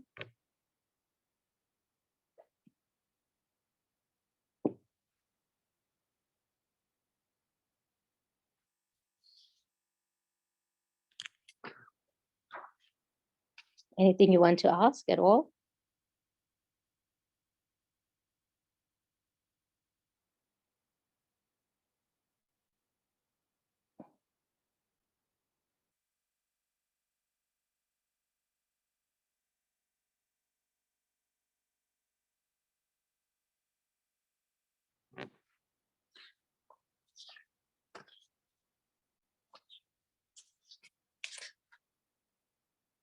Okay, 0.23, so that was fine.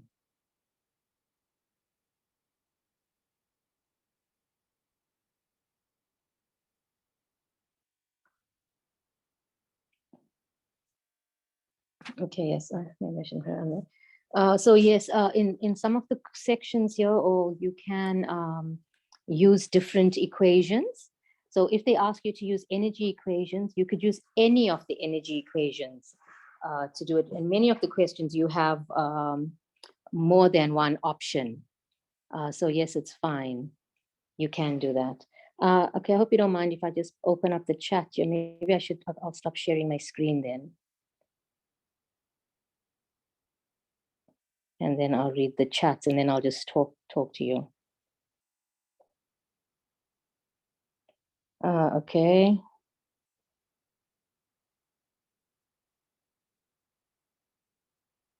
Do we need to know anything about the red shift and blue shift? Okay, I'll just make a note of that. So maybe on Thursday we can do that. Which is, I haven't seen any of the questions, and I've taken 2018, 2019, 2020, and 2021. So I haven't seen it before. Maybe it is.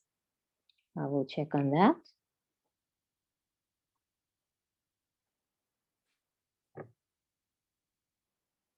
Okay, so I just want to ask you or remind you, please, to just email us on the address that you have.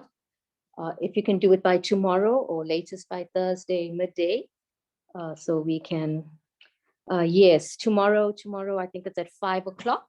will be your chemistry session. And then on Thursday, we have a last session for paper 1, the physics part. Tomorrow's chemistry.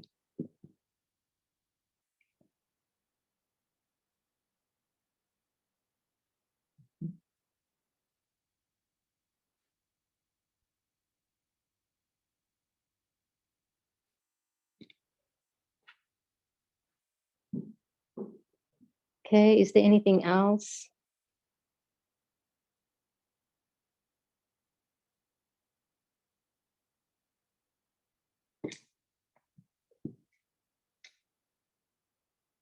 Okay, the question is based on the Doppler effect definition, which definition is more likely used? There is no preference because any of the definitions will be correct. So what I advise you to do is to look at all of the definitions and then write one out that you are comfortable with and you learn that one. So for Doppler effect, when they give you marks, they want to know whether you say that there's a change in the frequency. If you mention that there's a source and there's an observer, and if you mention that the speeds or the velocities are different between the source, the observer, and the medium in which the waves are propagating. So there's no one definition that's perfect. Any of them are correct, and all of them are correct as long as you don't leave out any of the key points. You can choose whichever one you like.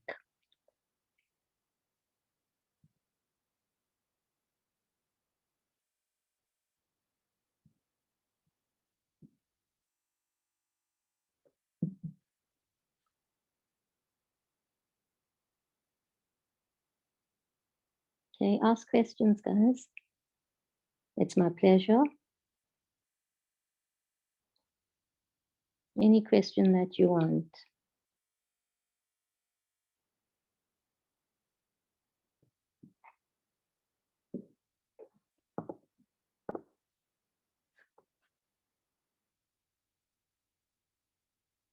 Oh, okay, so they, I think further up, if you check in the messages, they would give you the links to it.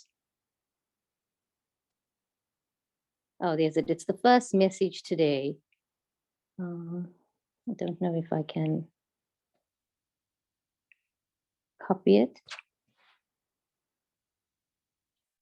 It's if you go to the university website, CAES. I don't know if you can see it if you, oh, thank you, Ashwin.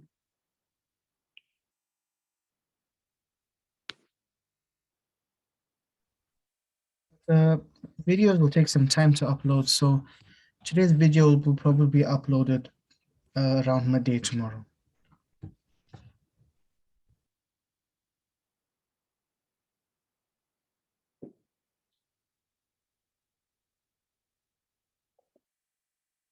Okay, from what I know, paper 1 is on the topics that we've done, which was the momentum, the vertical projectile motion, work, energy, and power, and the Doppler effect. That's what I know, but the best answer would come from your physics teacher. Okay, as far as I know, those are the sections that were done now. Okay, paper 2 is tomorrow.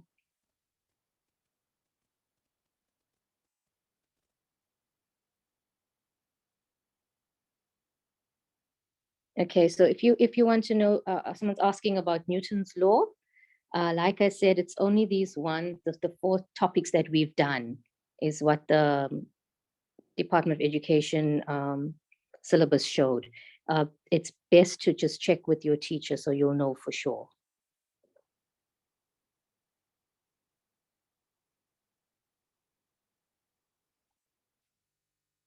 You're welcome.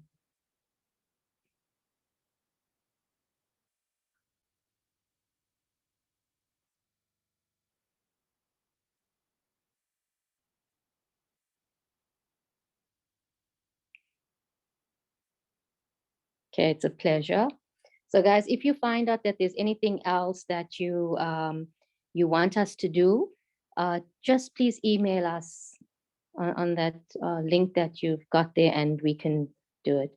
When you have your lesson for chemistry, then the chemistry lecturer will tell you. I don't know about the chemistry part.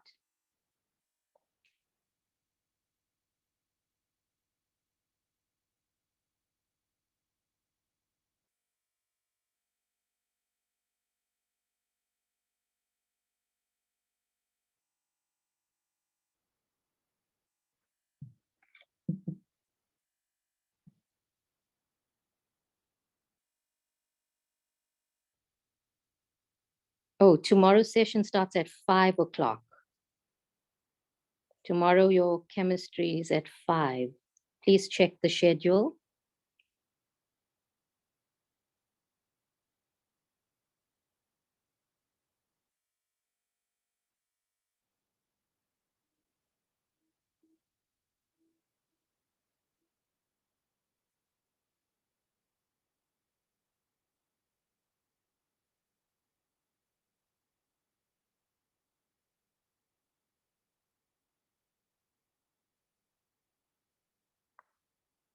Okay, so thank you, everyone. Thank you. We'll end now. Okay, bye-bye.